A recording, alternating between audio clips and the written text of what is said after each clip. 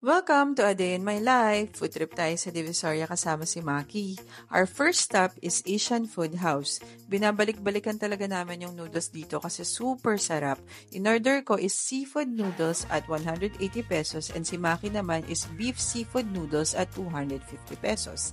Mineral water is at 20 pesos. Super sarap, super busog. Next stop is avocado juice with gulaman at 100 pesos. Masarap siya guys, medyo matamis lang. What do I expect? Juice nga.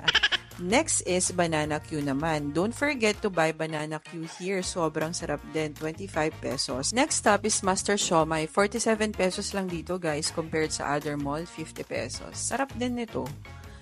For lunch, we ate at Myong Ryonjin sa Galbi at Taki Chinatown. Masarap yung meat dito kasi cook over charcoal for 599 pesos. Di na ako magrereklamo kasi only naman siya and may cheese. Last stop is lemon cucumber juice na super refreshing. This is also 100 pesos. Ayan guys, tapos na kami. I hope you enjoyed watching. Till our next vlog. Bye!